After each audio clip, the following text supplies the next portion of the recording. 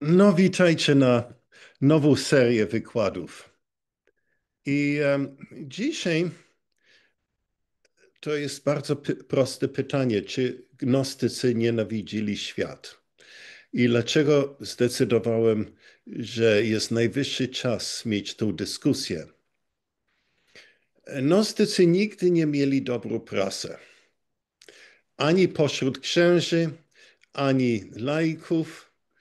Dzisiaj trudno znaleźć nawet dziennikarza, który by o nich pozytywnie pisał. Pamiętam, kiedy opublikowano po raz pierwszy Bibliotekę Znak Hammadi po angielsku w 1978 roku i ja natychmiast poleciałem do księgarni, żeby kupić sobie egzemplarz. Wystąpił bardzo znany katolicki badacz i pisarz popularnych powieści. Nazywał się Andrew Greeley. Może widzieliście jego książki, ale w każdym razie tradycjonalny katolicki pisarz powieści. I był oczywiście wywiad z nim. Wybierają zawsze kogoś takiego, żeby opowiadał o gnostykach. I pamiętam, że dwa rzeczy powiedział, co mnie utkwiło. Powiedział, ten Jezus gnostyków jest trochę makabryczny. No i drugie jego zdanie było, nie chciałbyś zaprosić gnostyka na kolację. Co mi dosyć utrudniło życie. Niewiele mi zaprosiło potem na kolację. Podobnie naukowcy na uczelniach, jak na przykład Hans Jonas, on pisał klasyczne dzieło o gnostyckiej religii i oni pisali obszernie o gnostykach i nie ukrywali ich niechęć do nich. I streścili gnostycką naukę jako o nienawidzeniu świata. Gnostycy byli jednym słowem rodzaju anarchistów, którzy wierzyli, że diabeł stworzył świat i że wszystko, co widzimy dookoła nas, cała natura, świat naturalny jest jedną wielką pomyłką. Niestety ten pogląd przyjął się w popularnym myśleniu o gnostykach do tego stopnia, że dzisiaj powstały nawet różne ruchy pośród młodych anarchistów, którzy ogłaszają siebie jako gnostyków na zasadzie tego, że są przeciw wszystkim autorytetom. Widzą oni cały świat jako pomyłkę i jedyne rozwiązanie jest zburzyć i zniszczyć wszystko. Jest taki zespół heavy metal, John Notwhite and the Misanthropic Luciferian Order na przykład, którzy wystąpili właśnie przeciw świat.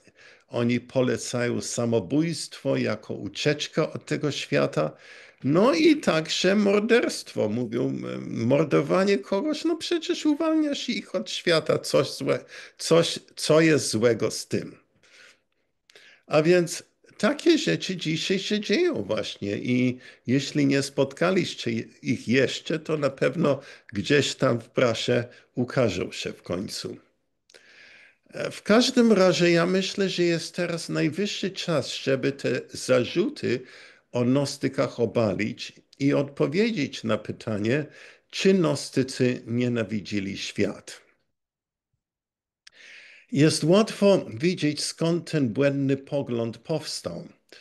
Bo aż od dawna nasze jedyne źródła o gnostykach były pisma ojców Kościoła, jak świętych Ireneusz, Hieronim, Hipolit i Tertullian, którzy pisali polemiki przeciw gnostyków. Pisali o mitologiach gnostyków, które co prawda uważały świat jako niedoskonały, stworzony przez złośliwego albo niekompetentnego demiurga.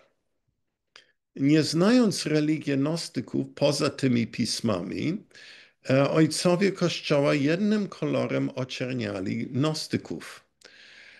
Najbardziej mieli Gnostykum za złe, że Gnostycy uważali siebie jako przedstawiając prawdziwego Kościoła, a Kościoła świętego Ireneusza jako błędnym. To pojęcie, że materia jest zła, a duch jest dobry, często łączy się z wątkiem nazwany enkratyzmem. Enkratyści głosili skrajny ascetyzm, aby odłączyć się od ciała materialnego. A więc to byli jako wcześniej purytani. Nie pili wino, alkohol, odmawiali seks, małżeństwo, przyjemność, umartwiali ciało. Oczywiście także nie tańczyli. Nie była to specjalnie radosna religia. Podobne tendencje ascetyczne pokazują się we wszystkich religiach świata. Bardzo słynni na przykład są hinduscy jogi, którzy głodują się, aż stają się kościotrupami, ale podobno dzięki tej ascezy zyskają różne siły duchowe, tak zwane siddhi, do stopnia, że nawet bogowie ich boją się. A więc chodzi tu o wątek, który jest głęboko zakorzeniony w zbiorowej nieświadomości ludzkości.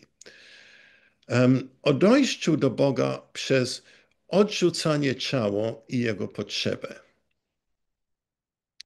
Enkratyzm pojawia się w niektórych pismach gnostyckich, jak na przykład Dzieje Tomasza, Księga Tomasza, Znak Hammadi.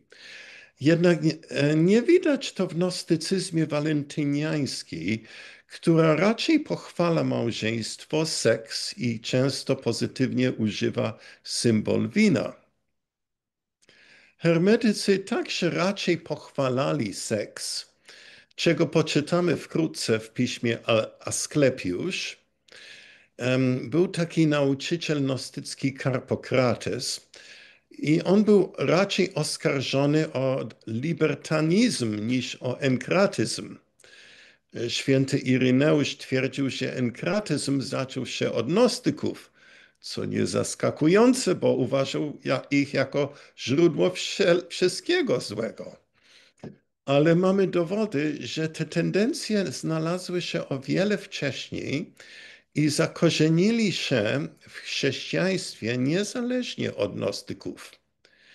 Później ojcowie pustelnicy walczyli z ciałem i jego pokusami, jak słyszymy w dziejach świętego Antoniego. Kto by zapomniał w powieści Sienkiewicza Quo Vadis postać Kryspusa, tego kapłana, który gromił biedną Ligię za to, że zakochała się w Winicjuszu, za co później święty Piotr musiał go poprawić. Chociaż Kryspus na pewno nie był historyczną postacią w tej powieści, on przedstawiał wątek enkratyzmu, który był głęboko ukorzeniony w chrześcijaństwie. Mimo że Jezus nigdy nie pochwalał umartwienie ciała, dalej ich widzimy w ostatnich 2000 lat u wiele świętych, którzy się biczowali, zwyczajnie chrześcijanie, a nie gnostycy. Nawet dzisiaj przecież odmawiamy różne smakołyki z okazji Wielkiego Postu, czego ja nigdy teraz nie robię. Od czasu, kiedy mój ojciec duchowy, kiedy miałem lat 14, mówił: Pawle, masz dosyć krzyżów, dlaczego dodajesz jeszcze? To, że świat nie jest fajnym miejscem i chyba nigdy nie będzie fajnym, Jezus nam już objawił.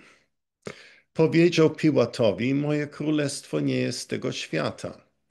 Raj na ziemi nie istnieje i nie będzie go. Święty Paweł także niezbyt optymistycznie pisał o świecie, pisząc o Pan tego świata. ten, który rządzi tym światem. Że to nie jest na pewno ojciec Jezusa, ale inny, diabeł lub demiurg. Na przykład list do Koryntian 2, rozdział 4, pisze, w których Bóg tego świata zaślepił umysły w niewierzących, a więc Bóg tego świata. Święty Paweł uważał, że Bóg tego świata to jest właśnie demiurg albo diabeł. A więc zaślepił umysły niewierzących, aby nie świeciła im światłość chwalebnej Ewangelii Chrystusa, która jest obrazem Boga. Ale o czym Jezus mówił Piłatowi, kiedy używał słowa świat? Czy mówił o górach, drzewach, łąkach, o świecie naturalnym? Chyba nie. Prawda jest, że w owych czasach nikt nie zachwycał się naturą. Nasza pasja do natury nie obudziła się w naszej kulturze przed XVIII albo XIX wieku, w erze romantyzmu. Chociaż nie zapomnijmy o świętym Franciszku z Asyżu, który wychwalał świat naturalny, brat słońce, siostra księżyc, wiatr, kuzyn. Widział naturę jako jego sojusznik. Jednak święty Franciszek także miał tendencje ascetyczne, że biczował i znęcał się nad swoim ciałem. Z jednej strony chwalił Boga za piękno w naturze, ale z drugiej strony uważał, że coś z swoim ciałem, jego potrzeby i pożądaniami było nie tak. Łatwo nam rozumieć frustrację Franciszka z Asyżu i innych mistyków w systemie, w którym znajdowali się, ich bunt przeciw temu systemu. Słowo greckie na świat jest kosmos, co dzisiaj, jak wcześniej, budziło pojęcie astronomiczne. Mówimy o planetach, ich ruch, o gwiazdozbiorach, o porządku na Ziemi. Ten porządek określali mistycy, filozofowie i szkoły misteryjne. Kiedy mówimy o porządku, to my mówimy o systemie całym.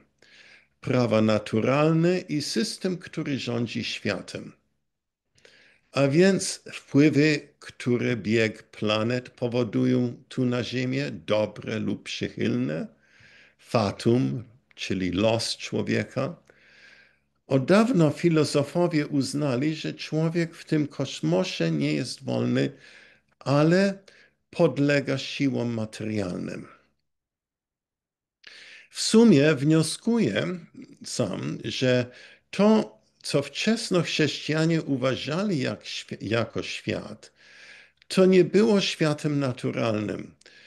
Był to ten system fałszywy, który jakimś sposobem jest narzucony na świat naturalny. Mówimy o cierpieniu, o kondycji ludzkiej, o tym, że cierpienie i wyzyskiwanie przeplatają się w świecie, że jeśli pożądamy za duchem, to spotyka nas kara, że jesteśmy w systemie, gdzie siły nieprzychylne nam przeszkadzają.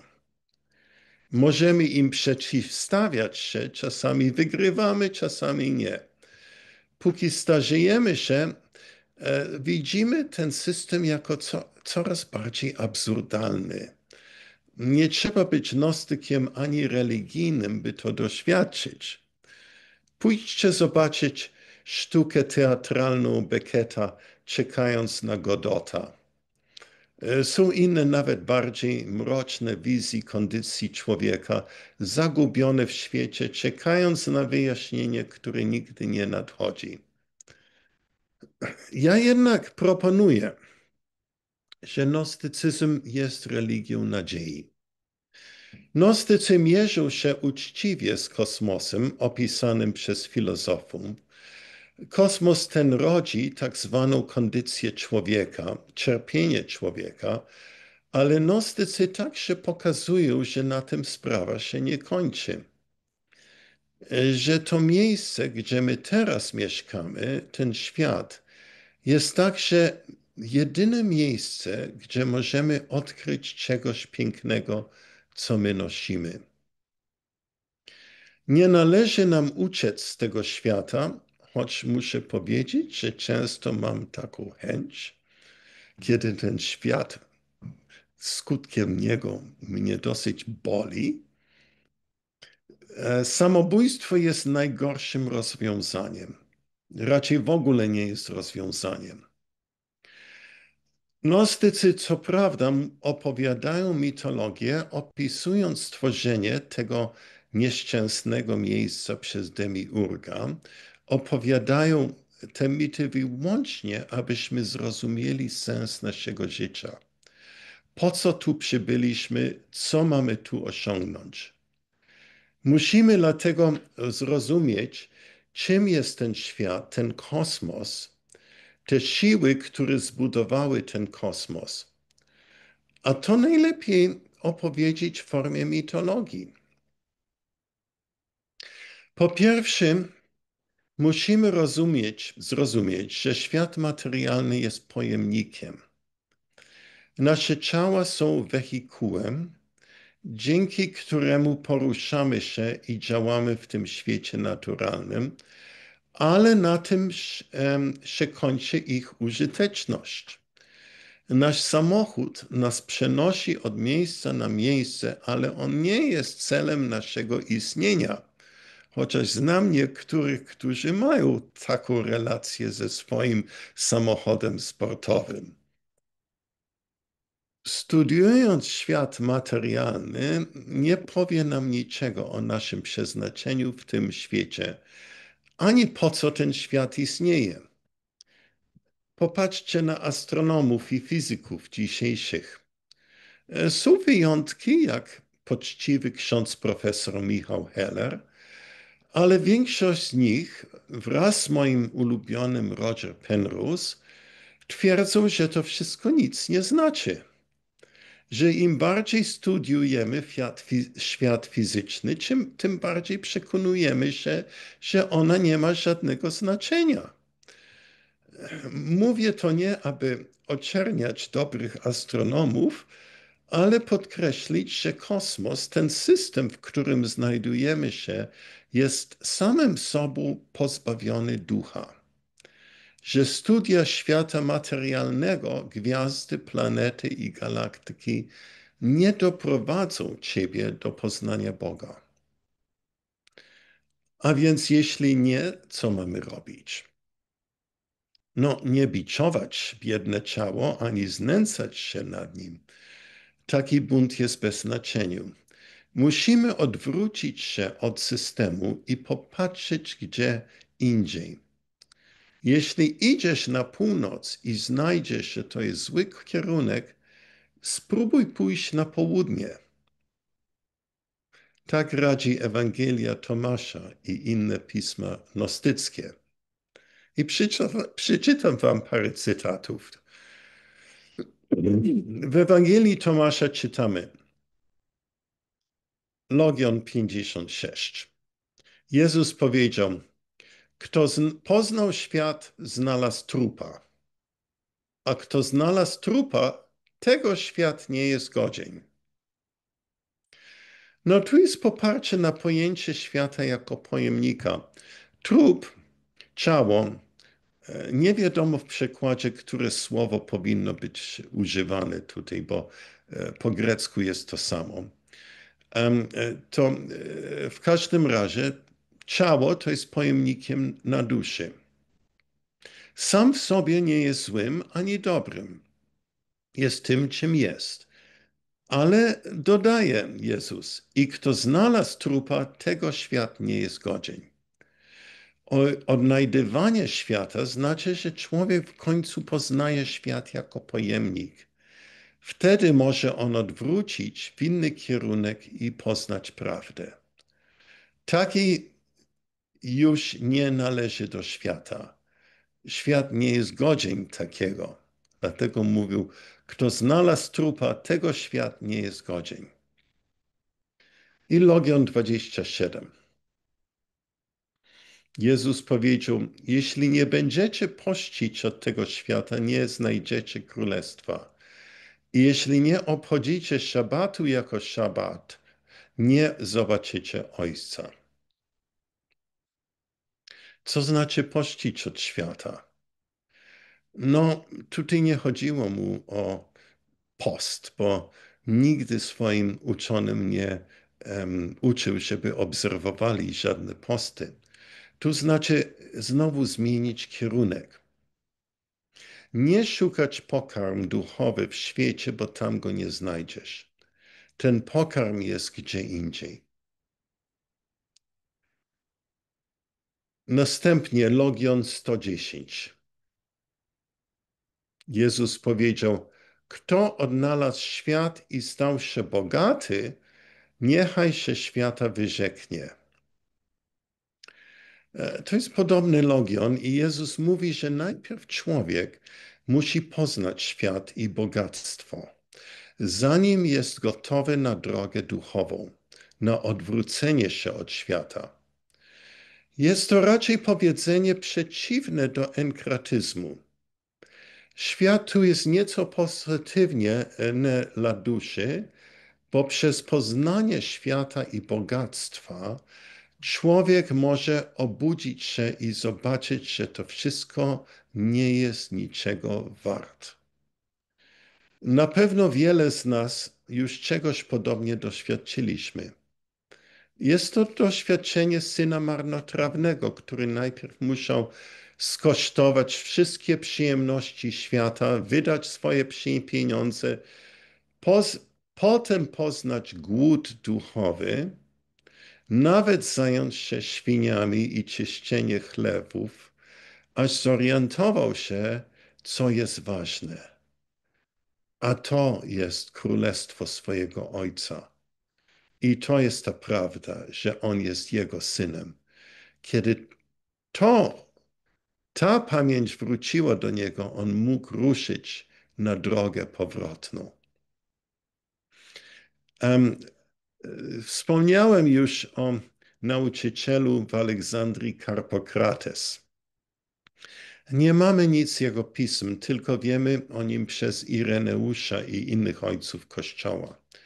Nie wiadomo, czy to Ireneusz pisze, czy to, co on pisze, jest prawdą. Karpokrates podobno twierdził, że dusza musi przejść przez wszystkie doświadczenia świata, zanim się obróci i zacznie swoją drogę do pełni.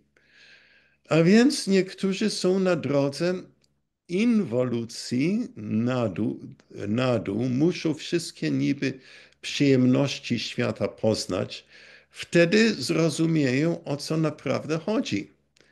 W tym ujęciu świat jest raczej miejscem doświadczeń. Zgoda jest to miejsce, gdzie duch śpi i człowiek jest w stanie nieprzytomności. Ale on musi poznać ten świat, zanim w ogóle może obudzić się. No dalej w Ewangelii Tomasza weźmy Logion 28. Jezus powiedział, stanąłem w środku świata i objawiłem się im w ciele i zastałem wszystkich pijanych. Nie znalazłem nikogo wśród nich, który był spragniony, a dusza moja bolała nad synami ludzkości, że są ślepi w sercu i nie widzą, że puści przyszli na świat i znowu puści chcą z niego zejść. Teraz jednak są pijani. Kiedy otrząsną się z wina, wtedy uczynią pokutę. Jest tu w dodatku myśl, że jest to istotne dla człowieka, aby doznał przebudzenia w tym świecie, aby nie czekać na tamten świat. Wejść w ten świat w stanie nieprzytomności i wyjść z niego nieświadomym jest dla człowieka prawdziwą katastrofą.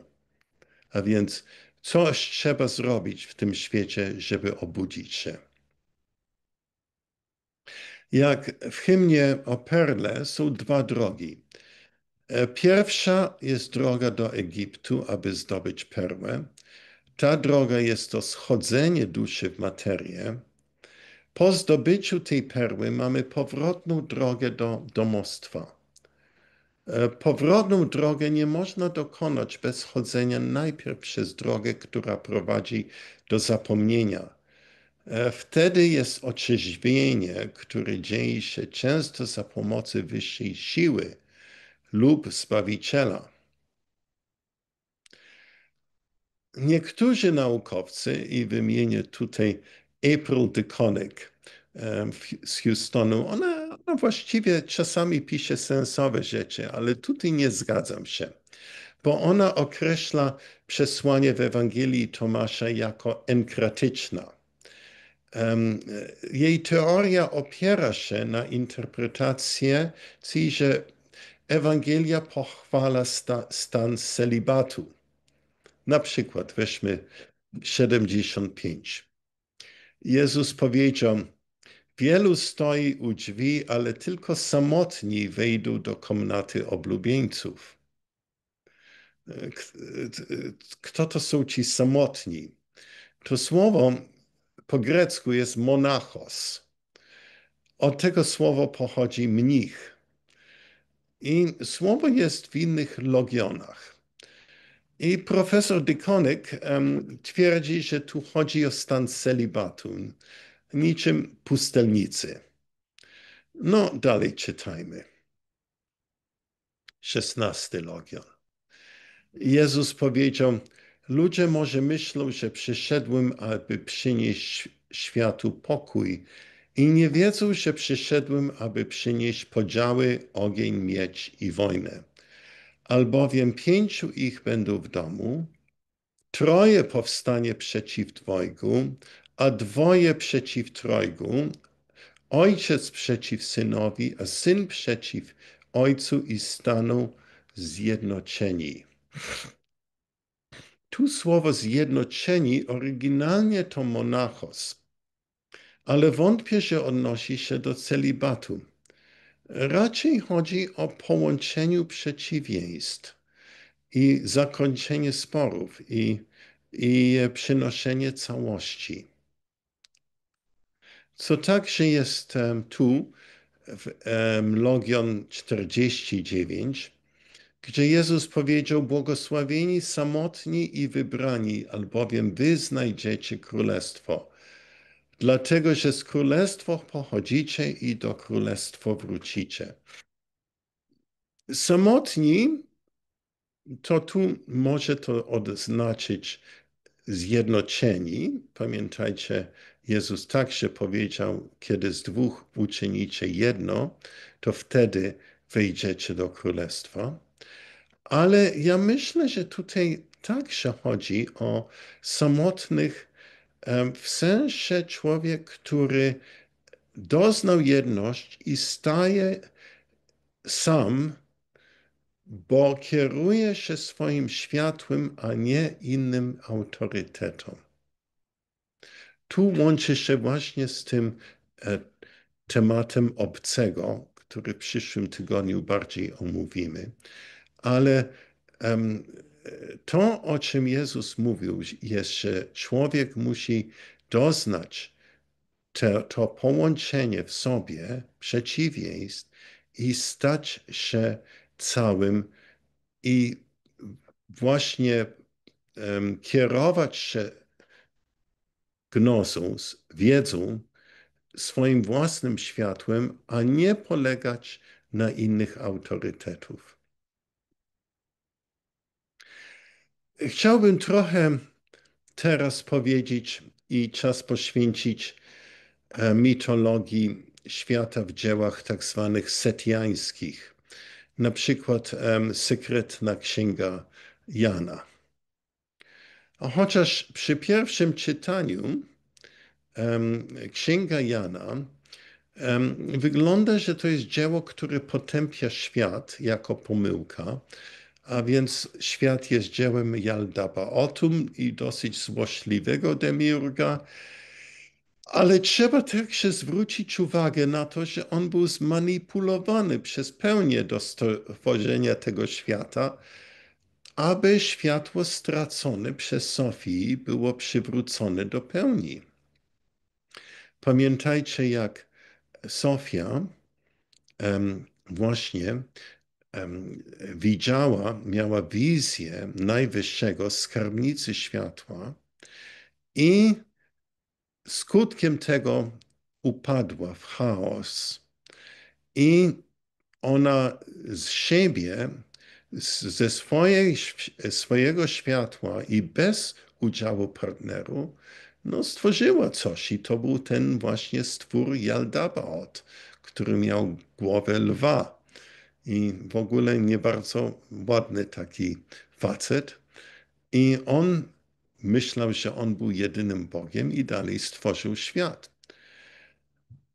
W końcu Sofia doznała przebaczenia, ona wróciła, ale nie mogła wrócić do pełni, bo światło było skradzione. To światło miał jej syn Jaldabaoth. I wtedy nastąpił spisek pełni, żeby stworzyć rasę ludzką, żeby człowiek mógł pomóc przywrócić to światło do pełni. I kiedy człowieka stworzono i pierwszy Adam leżał w raju, to ktoś uszepnął Jaldabaotowi, zadmuchnij mu w ucho. I kiedy Jaldabaoth zadmuchnął w ucho, to światło Sofii przeszło do człowieka.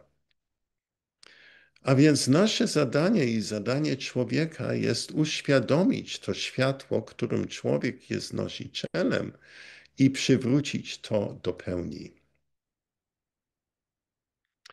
A więc jak gnostycy widzieli świat? Ewangelia Filipa często opisuje właśnie i Ewangelia Filipa, jak przypomnijmy sobie, jest dzieło walentyniańskie, a więc mówi o jednym wątku gnostycyzmu i tam motyw małżeństwa figuruje jako obraz łączenia się z umiłowanym.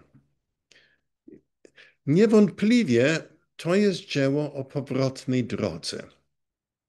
A więc chociaż ono opisuje małżeństwo, komnata oblubieńców nie jest to o cielesnym połączeniu.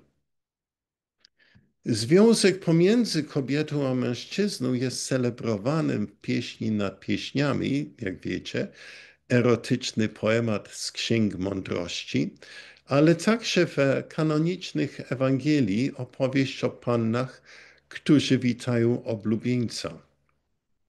I ten sam obraz jest celebrowany w Ewangelii Filipa, gdzie nie widać ślad enkratyzmu. Przeczytam właśnie 131. Nikt nie może wiedzieć, kiedy mężczyzna i kobieta łączą się ze sobą poza nimi samymi, albowiem małżeństwo w świecie jest misterium dla tych, którzy wstąpili w związek małżeński. Jeśli małżeństwo zawiera w świecie jest tak tajemnicze, im bardziej nieskalanym małżeństwem jest misterium. Nie jest czym cielesnym, lecz czyste, nie należy do pożądliwości, lecz do woli, nie należy do ciemności lub nocy, ale do dnia i do światłości. Gdy małżeństwo się odsłania i pokazuje, staje się prostytucją.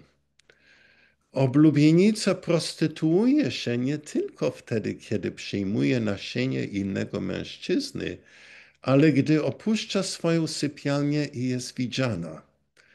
Może się pokazywać tylko swemu ojcu i matce, przyjacielowi oblubieńca i dzieciom oblubieńca. Im wolno wchodzić codziennie do komnaty oblubieńców. Inni mogą tylko pragnąć, by usłyszeć jej głos i rozkoszować się wonią jej namaszczenia. Nie karmią się ułomkami ze stołu niczym psy. Oblubieniec i oblubienica należą do komnaty oblubieńców. Nikt nie może widzieć oblubieńca i oblubienicy, chyba że się nimi stanie. Chodzi tu nie o jakąś magię seksualną, pseudotantryczną, jak niektórzy twierdzą. Profesorka April DeConnick na przykład, ona twierdzi, że to jest jakaś tantryczna magia. Jest mi jasne, że to jest związek niecielesny pomiędzy nami a umiłowanym.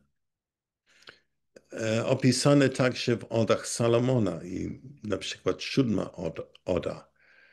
Zostałem z nim zjednoczony, bo kochający znajdzie umiłowanego. Bo kocham tego, który jest synem, stanie się synem. Zaprawdę, kto jest złączony z tym nieśmiertelnym, stanie się nieśmiertelny, a ten, kto rozkoszuje się życiem, stanie się żywy. Kluczowe jest to, że połączenie musi stać się za życia. Ewangelia Filipa pisze o wejściu do komnaty oblubieńców. Koniec Ewangelii Filipa 142. Co było rozdzielone, będzie złączone. Co było próżne, będzie napełnione. Każdy, kto wejdzie do komnaty oblubieńców, rozpali światło, dlatego że ono płonie w zaślubiny, które chociaż są widzialne, dokonują się nocą. Ogień rozpala się tylko nocą, a potem gaśnie. Jednak misterium zaślubin dokonuje się za dnia i w świetle. Dzień i jego światło nigdy nie zachodzi. Kto stanie się synem komnaty oblubieńców, otrzyma światło. Jeśli nie przyjmie jej, póki jest w tym świecie, nie będzie mógł jej przyjąć w innym miejscu. Przeczytajmy to ostatnie zdanie, bo to jest dosyć ważne. Jeśli nie przyjmie jej, póki jest w tym świecie, nie będzie mógł jej przyjąć w innym miejscu. Na tym polega nasze istnienie w świecie. I żeby stać się synami, córkami komnaty oblubieńców i doznać i z dwóch uczynić jedno, żeby była ta jedność. I to tylko możemy dokonać w tym świecie. Po śmierci, czy to możliwe? Według tego tekstu to jest dosyć ważne, żeby to dokonać, póki jesteśmy tu, w tym świecie. A więc dlatego ten świat jest tak ważny. W pewnym sensie my wybraliśmy to często bolesne miejsce, ale tylko tu możemy przyjąć światło. Tylko w świecie jest perła do zdobycia, a nie w innym miejscu. I dalej Ewangelia Filipa pisze, kto przyjmie światłość, tego nikt nie zobaczy ani nie pochwyci i nikt mu nie zaszkodzi, chociaż przebywa w tym świecie. Kiedy opuści świat, już otrzymał prawdę poprzez obrazy i świat stał się eonem. Dla niego eon jest pełnią. Tak oto jest. Jest ona jemu osobiście objawiona, nie ukryta w ciemności lub w nocy, lecz skrywa się w dniu doskonałym i świętej światłości. A więc co powiedzieć? Kiedy jakiś profesor wyrazi się krzywo o gnostykach, że oni nienawidzą świat, nie jest to prawda. Gnostycy nie łudzili się, że ten świat jest samym światłem, miłością i harmonii. Jednak uważali, że nasze istnienie w tym świecie jest coś bardzo poważnego. Dla duszy i duchu naszemu to istnienie jest konieczne, a nie tylko dla nas. Od naszego postępowania tu zależy przywracanie całość do pełni. My jesteśmy nosicielami światła Sofii, stracona przy początku. Sofia wtedy dopiero może wyjść do pełni, kiedy to światło jest przywrócone i to od nas zależy. Tyle chciałem Wam dzisiaj przekazać i przejdźmy teraz do dyskusji.